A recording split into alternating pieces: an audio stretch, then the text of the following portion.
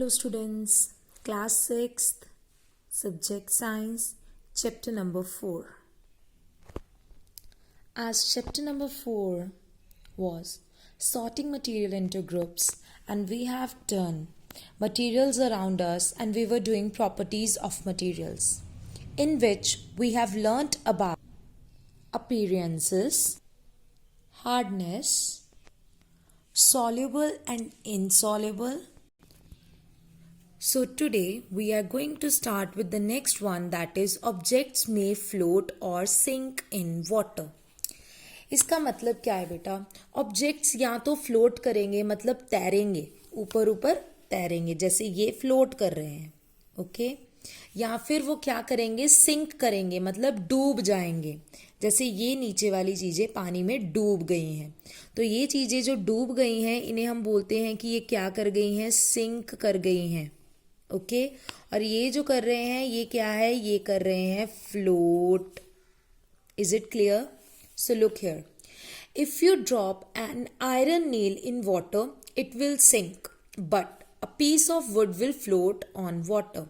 अगर आप iron nail ले रहे हैं, लोहे का एक कील ले रहे हैं, तो वो पानी में गिराने के बाद सिंक कर जाएगा, डूब जाएगा। बट अगर आप कोई लक्कड़ लेते हैं तो वो फ्लोट करेगी, ऊपर तैरेगी।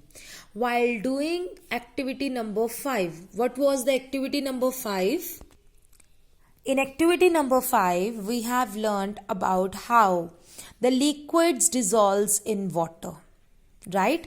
जिसमें हमने विनेगर और मस्टर्ड ऑयल का करके देखा था। You might have noticed that insoluble solid separates out from the liquid. जो मिक्स नहीं होते वो क्या हो जाता है? वो वाटर से सेपरेट हो जाते हैं। Some of these materials do not mix with water, कई मटीरियल्स मिक्स नहीं करते, and floated to the surface of water, इसलिए वो सरफेस पे आके पानी के ऊपर वाली लेयर पे आके क्या करते हैं? फ्लोट करते हैं। Others may have sunk to the bottom of the beaker, कई जो हैं वो नीचे चल के डूब जाएंगे बॉटम में, मतलब नीचे वाली सतह पर। If you weigh equal volumes of these materials then we can say that those materials which floats in water are lighter in weight. अगर आप वॉल्यूम्स के अकॉर्डिंगली देखेंगे तो आपको पता चलेगा अगर वॉल्यूम इक्वल हो तो कौन फ्लोट करता है। ध्यान से देखिए, लाइटर इन वेट वाला फ्लोट करेगा। जो लाइटर इन वेट होगा वो फ्लोट करेगा, और जो हैवियर होगा वो क्या कर जाएगा? सिंक। मतलब जो भारी होगा वो नीचे जाके सिंक करेगा, और जो हल्का होगा वो क्या करेगा? ऊपर फ्लोट करेगा, ओके। अब यहाँ पर एक इंपॉर्टेंट डेफिनेशन आ रही है डेंसिटी की, देखिए ध्यान से। The mass per unit volume is known as density. Mass per unit volume is known as density. इसका मतलब क्या है? ध्यान से देखिए, इसका मतलब है density is equal to mass over volume. ये एक फॉर्मूला बन गया आपके पास। क्या बन गया? ये फॉर्मूला बन गया। देखिए फॉर्मूला क्या है? फॉर्मूला है density is equal to mass over volume, okay. क्योंकि यहाँ पे क्या लिखा हुआ है? The mass per unit volume is known as density. Clear? Next, if a substance is denser than water it will sink. अगर कोई सब्सटेंस डेंसर है, किससे? पानी से, तो वो क्या कर जाएगा? सिंक कर जाएगा। और the substance which is less denser, और जो सब्सटेंस लेस डेंसर है पानी से, वो क्या करेगा? वो फ्लोट करेगा। जो डेंसर है पानी से वो क्या करता है? सिंक। और जो डेंसर कम है पानी से वो क्या करता है?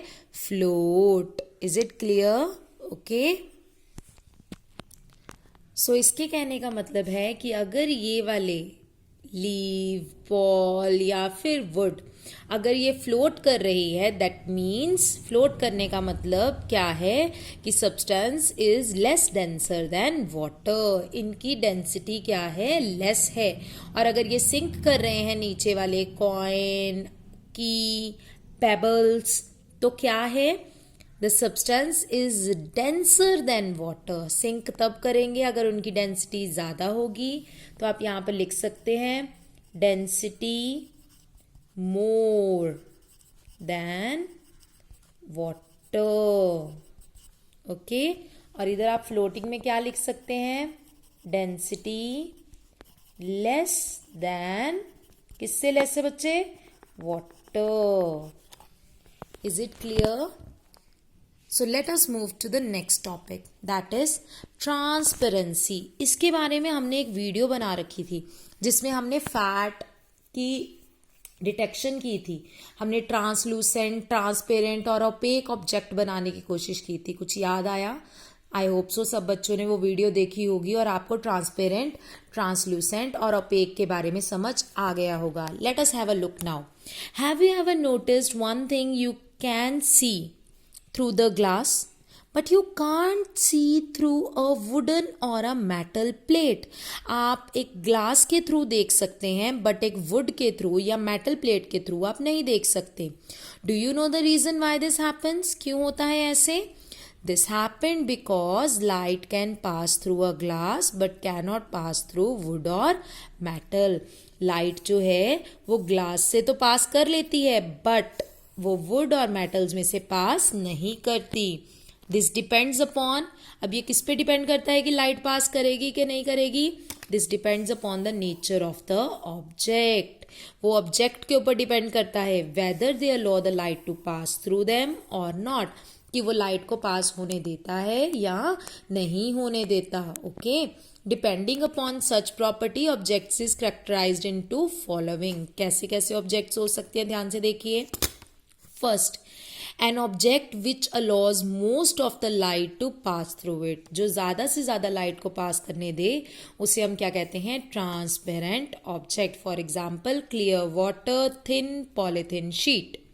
Next is an object which allows little light, little come amount of light to pass through it is called translucent. ये हमने पहली वीडियो में देख लिया था. ट्रांसल्यूसेंट ऑब्जेक्ट्स क्या होते हैं? जो कम लाइट को, लिटिल अमाउंट ऑफ लाइट को पास करे. फॉर एग्जाम्पल, फ्रॉस्टेड ग्लास जो बाथरूम विंडोज में यूज होता है ताकि क्लियरली कुछ ना दिखे, right. Next, an object which do not allow lights to pass through it. जो बिल्कुल भी लाइट को अलो नहीं करता पास करने में, उसे क्या कहते हैं? Opaque object. क्या कहते हैं? Opaque object. For example, metal, would, notebook, wall. दीवारों में से आपको पार पार नहीं दिखता ना, तो क्यों नहीं दिखता? क्योंकि वो क्या है? वो हैं opaque objects. Now let us see what is in figure number 4.9. देखिए फिगर नंबर 4.9 में क्या है? लाइट के लिए कैंडल रखी हुई है, आगे वुड रख दी है और पीछे कोई भी हमने पॉट रख दिया है. फाइन. अब क्या आपको पीछे पॉट दिख रहा है? नो, आपको पॉट नहीं दिख रहा क्योंकि वुड क्या है? Opaque object. अब अगर हम ऊपर देखें तो लाइट पास कर रही है ट्रांसलूसेंट ऑब्जेक्ट से बट थोड़ी कम. आपको इतना क्लियर नहीं दिख रहा जितना आपको यहाँ दिख रहा है. यहाँ मतलब ट्रांसपेरेंट ऑब्जेक्ट्स में आपको क्लियर दिख रहा है, ट्रांसलूसेंट में से आपको थोड़ा सा ब्लर दिख रहा है और ओपेक में से आपको बिल्कुल भी नहीं दिख रहा. That means transparent objects allows the light to pass through them. Translucent objects allow little amount of light to pass through it and opaque objects do not allow light to pass through it. Is it clear? Figure number 4.7, 4.8 and 4.9. So let us move to activity number 6. To differentiate between, मतलब difference बताना है आपने transparent, translucent और OPEC materials में. Look towards a lighted electric bulb through a sheet of paper. एक paper की sheet लीजिए और उसमें से आपने क्या करना है? उसमें से आपने इलेक्ट्रिक बल्ब को देखना है. Can you see the bulb? आप बल्ब देख सकते हैं? नो, बल्ब आपको नहीं दिख रहा होगा, right. Now spread a few drops of oil on the paper. Paper के ऊपर थोड़ी सी ड्रॉप ऑयल की लगा देना. Okay. And look through the portion of the paper on which there is oil. और जहाँ पर ऑयल है वहाँ से देखने की कोशिश करिए. क्या आपको दिखता है?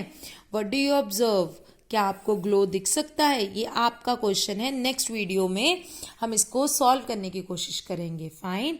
तो क्या आपको ग्लो ऑफ बल्ब दिखता है? नहीं, ग्लो ऑफ बल्ब आपको नहीं दिखता.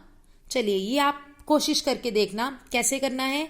ये हमने एक वीडियो में आपको ऑयल लगाना बताया था पेपर के ऊपर, उसको ट्रांसलूसेंट करके बताया था। इसके बाद आपने देखना है और यहाँ पर येस और नो में जवाब हमें चाहिए। Okay, can you see the bulb clearly और can you see only its glow? क्या आपको बल्ब पूरा दिखता है या उसकी सिर्फ ग्लो मतलब लाइट दिखती है? Is the oil shield of paper opaque, transparent और ट्रांसलूसेंट? अब जो ऑयल्ड कर दी है शीट, क्या वो ओपेक है, ट्रांसपेरेंट है या ट्रांसलूसेंट है, ये भी आपने बताना है। Is the palm of your hand opaque, transparent और ट्रांसलूसेंट? अब बताइए, ये पाम है मेरे हैंड का, क्या ये ओपेक है, ट्रांसपेरेंट है या ट्रांसलूसेंट है? Find out by placing on your hand on a glowing torch in a dark room. एक टॉर्च लीजिए डार्क रूम में और उसके ऊपर क्या करिए, उसके ऊपर अपना हैंड रख के देखिए। ओके, एक टॉर्च लीजिए, for example like this is a light coming out of the torch, और उसके ऊपर अपना हैंड रख के देखिए आपको क्या दिखता है। Fine. So until now what we have learned, we have about objects may float or sink in water, then about transparency, and activity number 6. I hope so this much is very much clear to you all, and after this we will start with the next topics. Thank you so much, students.